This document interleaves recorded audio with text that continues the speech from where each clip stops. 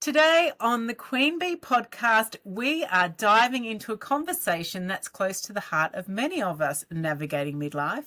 And I'm thrilled to welcome Sarah Gray, who is an integrative nutritionist and pharmacist who has spent nearly 20 years helping women bridge the gap between traditional medicine and holistic health.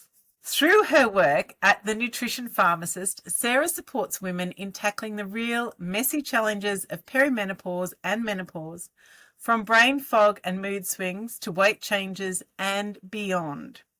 She has both her dual expertise and also an upcoming book, the Australian Perimenopause Action Plan.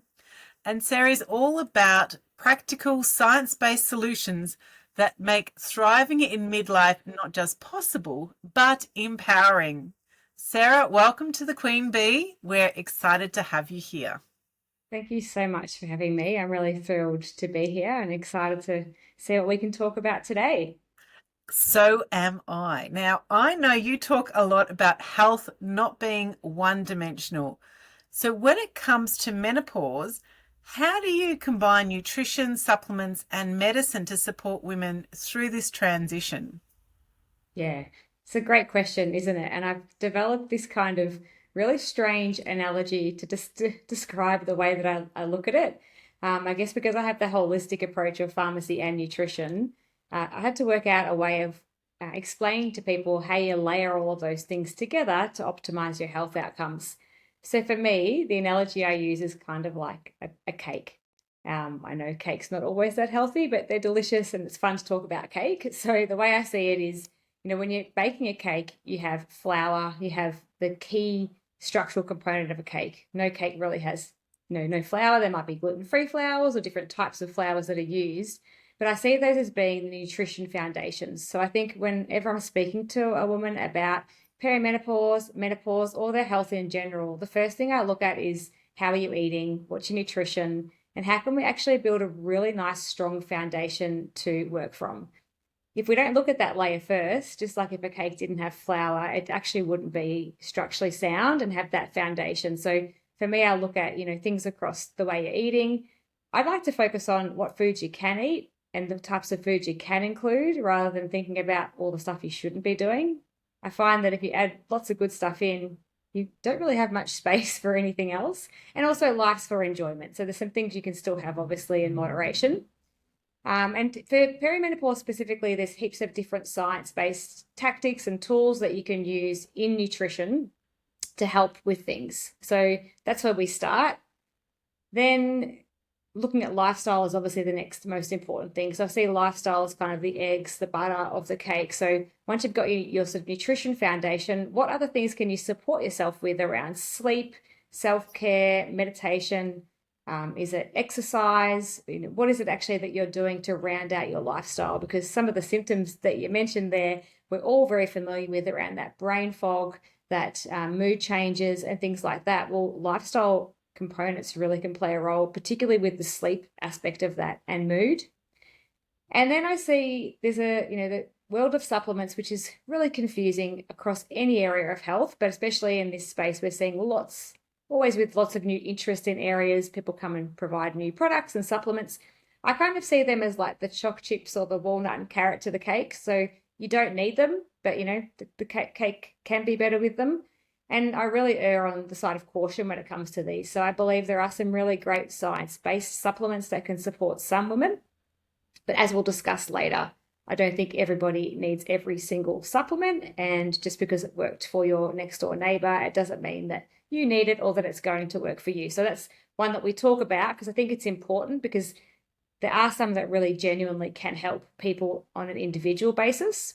And then we go to medicine, which is really interesting because I'm sure you've spoken about this and heard about the Women's Health Initiative that kind of really scared people around the risks of hormone replacement therapy or menopausal hormone therapy, which is called now. And now we're saying, well, actually, those results really were presented in a little bit of a confusing way. And we know that if really great new body identical types of hormone replacement are used, women can actually see some great benefits for short term and particularly for prevention of long-term disease. So I kind of look at that as the icing on the cake. You don't need icing on every cake, but gee, it tastes a lot better with it. It's the best analogy I can come up with. And I also see that really changing in the way people are trying to explore that to control their symptoms as well.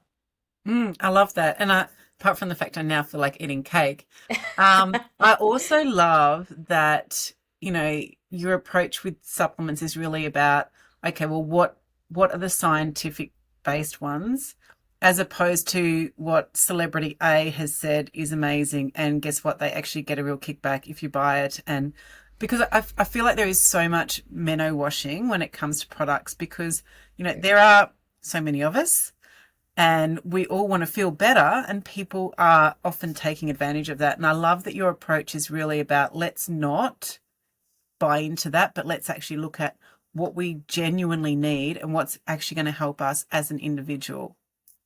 Yeah, 100%. And I think it is really interesting because people think sometimes supplements are just almost like lolly water because you can buy them from a supermarket or online, or you don't see them as being a medicine, and they're not necessarily a medicine, but supplements aren't safe for everybody as well. So, for example, if we look at things like well, creatine's probably one of the ones that's got less kind of side effects. But if you look at something like St. John's wort, for example, which is a common herb used for mood regulation, it interacts with lots of different medications, but also lots of different other herbs and nutrients, and can cause some pretty nasty side effects.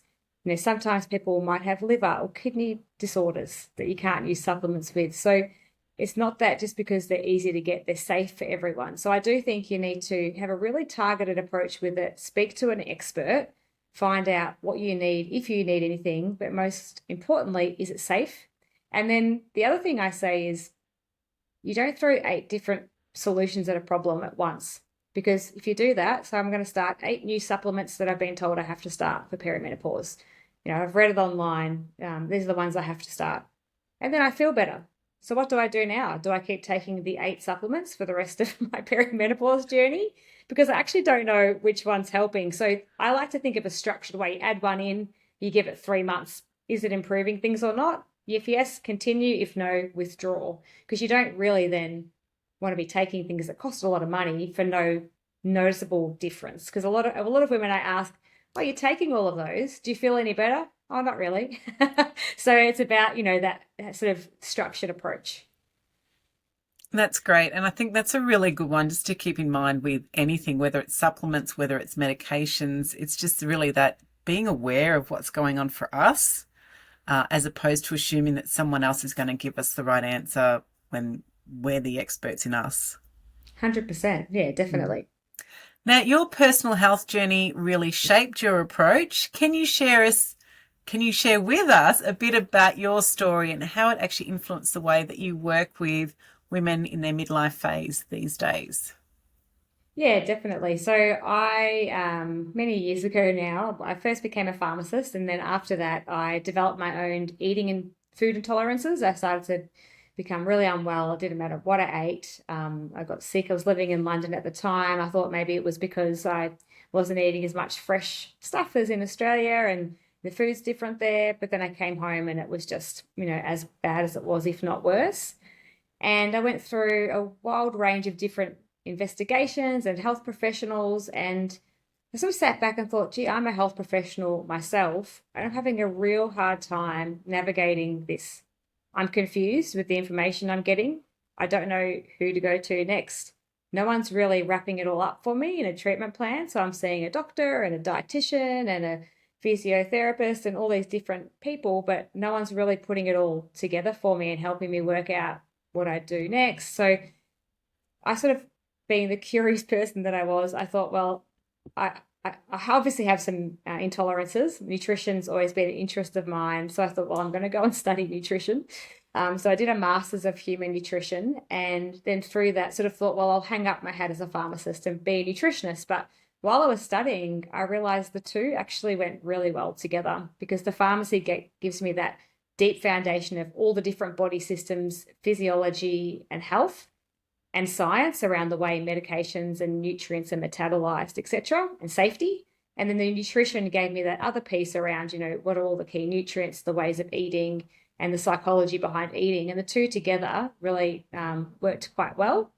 So then it made me realize, well, I can actually help solve the problem that I had. And I know lots of people have around if you've got a problem, a health problem or a health goal, you really need somebody to help you bring it all together and help you navigate what are the next things you should do. So having perimenopause symptoms, what do I do? I've been to the doctor, they kind of said I'm probably just a bit busy, or maybe I'm heading to menopause, but that's about it. Or, I'm not really sure what to do. Well, actually, breaking down the steps so you can, keep a checklist and have a look at how your symptoms are changing. Have some blood work. Here's what I suggest you ask the doctor for. Then what are your next steps, and guiding them through that. And so that's how I've kind of built the way that I approach health, learning from my own struggles and trying to always make things as practical and simple as they can. Simple can be hard sometimes with health, but if somebody doesn't feel like they can sort of leave a conversation with me or read something that I've written and think, well, what can I now do? Then I think it's kind of a waste of that interaction, because if they're overwhelmed, they probably just think, I can't do anything about it. And then they might suffer in silence, which would be, not what I'm trying to achieve. What we know about midlife menopause is changing all the time. So to make sure that what we're providing you is the most up-to-date information, is you'll find the rest of this podcast episode in our free membership space, which is Queens Be Free. And I have the link to our Wisdom portal in the details below. You'll find this, our other episodes, and other resources that will help you to better understand what's actually going on in this stage of our lives. It's a really great supportive space to be in.